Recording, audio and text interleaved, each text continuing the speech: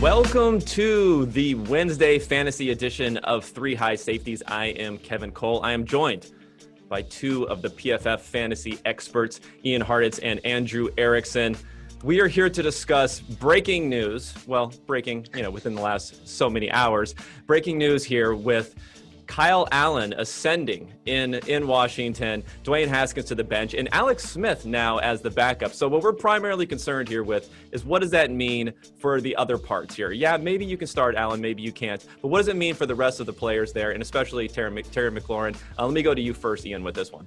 Yeah, look, I don't think it's really an upgrade or downgrade for Terry McLaurin. This guy is already the PPR wide receiver 11 after 4 weeks. I see a bunch of people out there saying, oh, this is great news. Look at what DJ Moore did last year. DJ Moore was the wide receiver 16 last year, and McLaurin's already was on pace with Haskins to outperform what DJ Moore did. You can make an argument that McLaurin's a better talent than DJ Moore. I think that's, still kind of up in the air, but I think it's fine for him. The bigger question is, are we going to see Allen, continue to just check the ball down, dump it off to his heart's desire with Antonio Gibson serving as this offensive version of Christian McCaffrey. So Ron Rivera just really wants to recreate that god awful Panthers team from 2019. At least it did have two fantasy viable guys in DJ Moore and McCaffrey. So I think already looking at this team, it was okay. We know McLaurin's there, and hopefully Gibson gets there. And I think it's pretty much the same thing now that Kyle Allen's under center.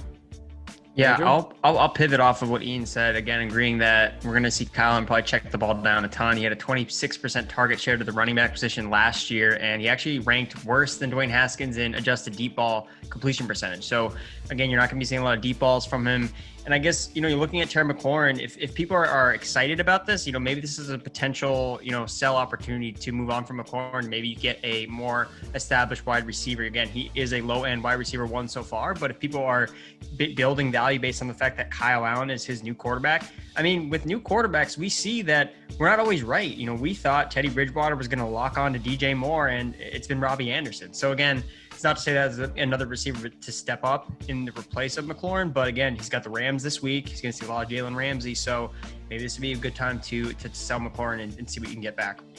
Yeah, I kind of like that sell McLaurin call, not just because Kyle Allen may be an upgrade or a downgrade. I think he's probably pretty level there, but now we're hearing that Alex Smith is the second quarterback here. We got a lot of season left to go, and if any indication of what we saw from Kyle Allen in 2019 is who Kyle Allen is going to be in 2020, he may not make it more than a week or two going forward. And the downside in real football from a Dwayne Haskins or a Kyle Allen, the fact that they take a lot of sacks, the fact that they throw interceptions, doesn't really affect what sort of opportunity that their receivers are getting, especially in a PPR format where there's a ton of volume. So I think with Alex Smith, he's not going to take a lot of sacks. He's not going to throw a lot of interceptions, but he's not necessarily going to be pushing the ball a lot also and playing at a high volume. They may go back to try to have more of a ball control offense. So I think for that reason, that is the contingent risk that's out there that people may not be thinking about now that they've made the change at quarterback.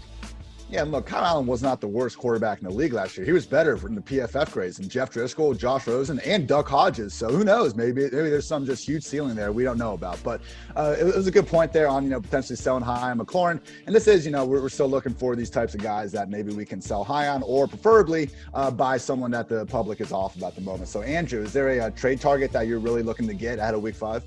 Yeah, I'm looking at Marquise Brown, wide receiver for the Baltimore Ravens, super talented, former first round pick. And, he has Lamar Jackson, the quarterback. So you don't need to worry about, having a fringy quarterback throwing to one of your wide receivers. But he's been getting a ton of air yards. Again, as analysts, the fantasy analysts, we love the air yards. We love the deep ball targets. And there's really no one has stepped up outside of, Mark Andrews. And so there's not that much room for competition.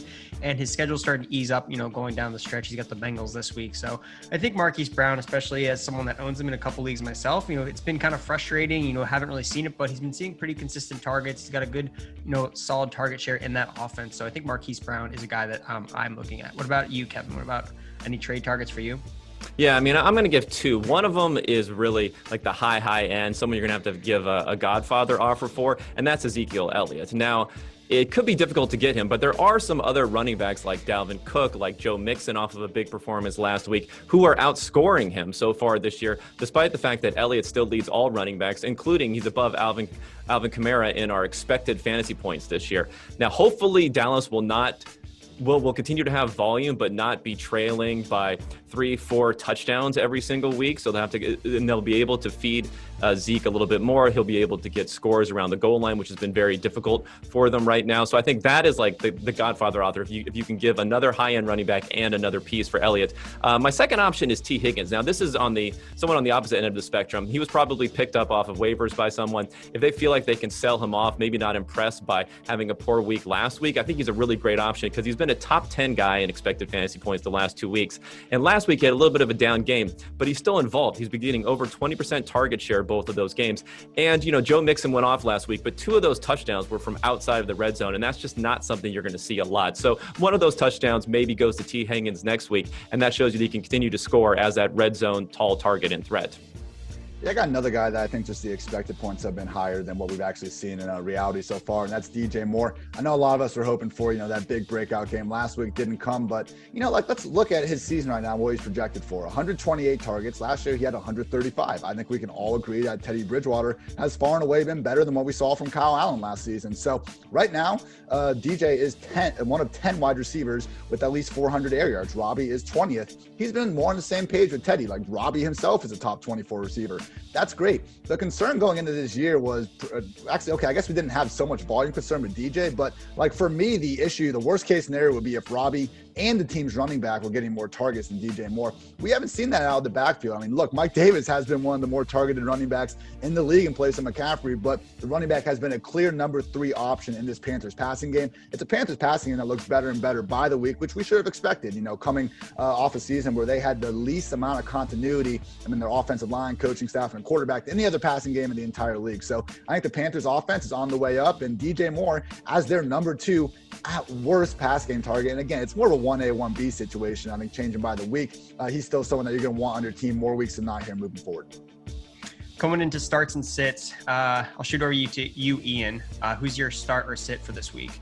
Yeah, I talked about this before a little bit with Antonio Gibson in Washington, but I think we're at the point now where we can be starting him on an every week basis. Still didn't see the exact usage that we wanted last week. J.D. McKissic was at 54% snaps and still getting that starting job. 2 carries, 8 targets, but Peyton Barber at this point, it looks like he's even lost his goal line job, tried to leap over the pile and just got absolutely stuffed last week. Pretty comical, actually. But Gibson, 13 carries, 5 targets, ended up 46 yards and a touchdown on the ground, 82 yards receiving. He's looked like the second best player on Washington this entire season. They're finally starting to figure that out. And look, going into this year, the best case scenario for Gibson was seemingly working as kind of the scat back, in a pass-heavy offense to their running backs, while Bryce Love and Peyton Barber were taking the early down work. It looks like now his ceiling is as a true Christian McCaffrey potential role in this offense. I'm not saying he's necessarily CMC from a talent perspective, but he's got the coach that enabled CMC that season last year, and now he's even got the quarterback to potentially throw him those targets. So I think it's only a matter of time until Gibson fully overtakes McKissic, and he is the true man in the Washington backfield. And someone I'm going to sit is Dearness Johnson. I've been barking about this dude on the podcast all week. I just think that, look, even if Kareem Hunt is active, there's no way you can confidently start Dearness Johnson because, he's not getting this Cowboys matchup every week. I'd be shocked if he gets the amount of snaps he did last week. And even if he does, Dontrell Hilliard only played 2 or 3 fewer snaps the entire game than Dearness. So it's hardly a 1A, 1B situation. It's Kareem Hunt is the clear number 1, and then Dearness is probably the 2A over Hilliard, who's a 2B. So just, I thought it was an ill-cited waiver claim, and, he's not someone you're going to be starting unless Kareem Hunt is ruled out inactive before the game. Kevin, who are you starting and sitting?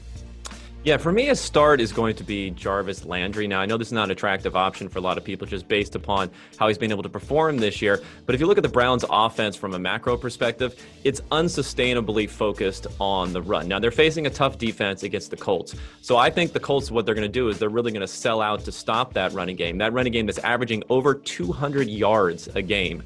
That had 300 yards last week. Now, Baker Mayfield is only averaging about 180-something passing yards a game. That can't continue. Landry, he's moving up. He got over 20% targets last week. If you look at the passing game, it's very narrow still. A lot going to Beckham, a lot going to Landry.